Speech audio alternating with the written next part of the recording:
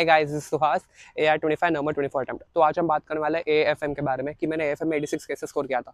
देखिए guys, total 6 tips share करूंगा कि मुझे 86 कैसे मिले थे। Let's get start with the first one. So guys देखिए, फर्स्ट स्टेप है अपना एबीसी एनालिसिस। देखिए एबीसी एनालिसिस नाम की कोई चीज होती नहीं है, बिकॉज अगर आपको 80 प्लस स्कोर करना है, you need to cover every chapter, be it C category, A category, B category.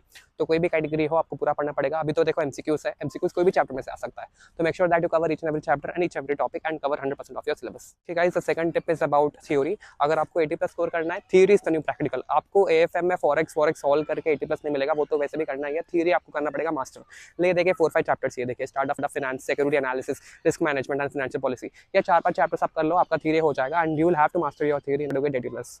तो देखिए guys, the third tip is about revision. मैंने गलती की थी रिवीजन में। जब मैं रिवाइज करता था, मैं सब प्रॉब्लम्स जो है मैं सिर्फ ऑडिट करता था आंसर्स को। I did not take a pen and solve. तो इससे मुझे क्या हो गया था, मुझे एग्जाम में या मॉक टेस्ट में दिक्कत हो गई थी कि मुझे सॉल्व करना नहीं आ रहा था। तो गाइस डोंट डू दिस। आप जब आप रिवाइज कर रहे हो, take pen in your hand, take paper in your hand and actually write and solve it. आपको सिर्फ आंसर्स देखना नहीं है कि कैसे सॉल्व किया गया है, एक्चुअल पेन पेपर लेके सॉल्व कीजिए, only then will you be able to solve it in exam. Guys देखिए, वन मोर चीज, अगर आपको कोई कॉन्सेप्ट समझ नहीं आ रहा है, जैसे for example fate of forward contract समझ नहीं आ रहा है, इसका मतलब ये नहीं है कि आपको कॉन्सेप्ट छोड़ना है। देखो, अगर आपके पास टाइम है, watch revision lectures, give your best. आप फैकल्टी, अलग फैकल्टी के लेक्चर्स देखिए, रिविजन लेक्चर्स देखिए, रेगुलर देखिए, but make sure that you understand that particular concept, because you never know वो कॉन्सेप्ट कितने मार्क्स के लिए आ सकता है। मे बी एमसीक्यू में आ सकता है, मे बी नॉर्मल क्वेश्चन के तौर पे आ सकता है, कैसे भी आ सकता है। तो अगर आप 80 प्लस स्कोर करना चाहते हो, please do not leave any concept. आप वो कॉन्सेप्ट भले ही टफ लग रहा हो, थोड़ा टाइम लगा है, कर लो।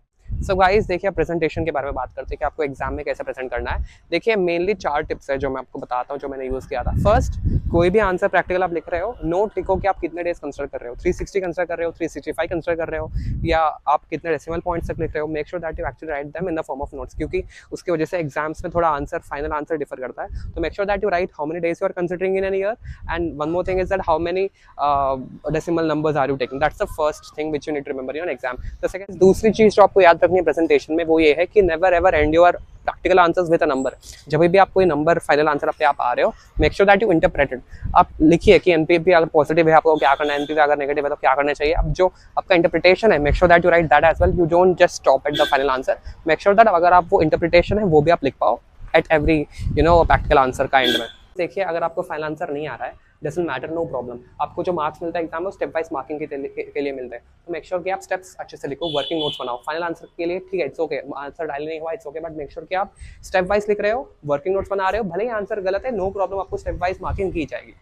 देखिएगा, इस प्रेजेंटेशन के लिए लास्ट चीज़ आपको ये ध्यान रखनी है, अगर आप थ्योरी आंसर्स लिख रहे हो, उसमें आप बुलेट पॉइंट्स बना के लिखो। बट बुलेट पॉइंट में भी ऐसा नहीं कि आपको एक ही पॉइंट निकला है, उसमें भी आप 2-3 सेंटेंसेस लिखो। मतलब पैराग्राफ नहीं लिखना है आपको बुलेट पॉइंट्स लिखना है, बट बुलेट पॉइंट्स में भी ऐसा नहीं कि हर एक सेंटेंस एक सेपरेट बुलेट बन रहा है। आप हर एक बुलेट पॉइंट का 2-3 सेंटेंस लिखो, फिर next bullet. So don't write in a paragraph format, right in a bullet wise format, but bullet में भी 2-3 सेंटेंसेस गाइस।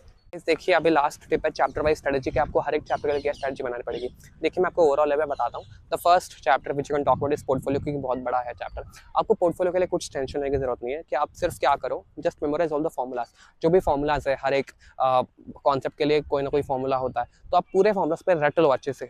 आई मीन, या लॉजिक अगर समझ आ रहा है तो अच्छी बात, नहीं आ रहा है तो रट लो formulas. Make sure that you have grip over all the formulas. कोई भी स्क्वायर का क्यूब नहीं कर रहे हो, क्यूब का स्क्वायर नहीं कर रहे हो, कोई एक्स का वाई का एक्स नहीं कर रहे हो आप।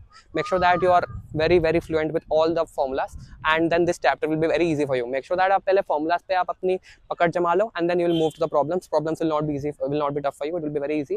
जस्ट मेक श्योर दैट आप फॉर्मूला को याद कर चुके हैं अच्छे से। तो गाइस देखिए, अभी फॉरेक्स की बात करते हैं। Forex is one of the craziest chapter जो बहुत लोग छोड़ के चाहते हैं। देखिए, बहुत ही नॉर्मल चैप्टर है, don't have to demonise it, villainise it. बहुत ही नॉर्मल चैप्टर है। आपको क्या करना पड़ेगा, सिर्फ बेसिक्स स्ट्रॉन्ग करने पड़ेंगे।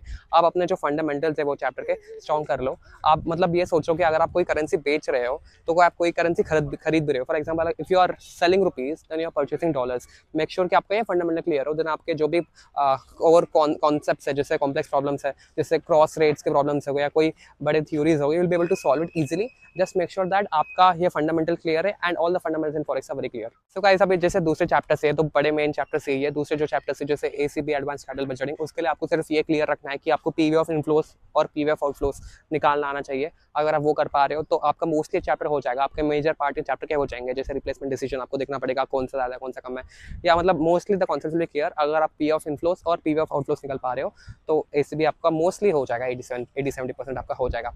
एंड देन जो दूसरे चैप्टर्स है derivatives mutual funds, those are very straight away chapters, काफ़ी कम कॉन्सेप्ट्स इसमें, जैसे डेरिवेटिव्स में तो 4 स्वॉप्स, 4 कॉन्सेप्ट्स है, स्वॉप्स हो गया, फ्यूचर्स हो गया, फॉरवर्ड्स हो गया, ऑप्शंस हो गया, इसके वैल्यूएशन मॉडल्स होते हैं, इसके फॉर्मुलास होते हैं, these are very straight away, आपको फॉर्मुलास वगैरह याद करने पड़ेंगे, आपका हो जाएगा, जैसे IRRM भी होता है, these are all straightforward chapters. तो this was the last tip guys, this are all the 6 tips. I hope ये वीडियो आपको पसंद आ गई। If you like this video please like this video, like share and subscribe this channel. तो आप देख रहे हो बहुत ज़्यादा लोगों के बीच में हमने रिकॉर्ड कर रहे हैं वीडियो, बहुत ऑकवर्ड हो गया है, तो please make sure that you like and make us feel validated for our efforts, and thank you guys. Padlo, bye.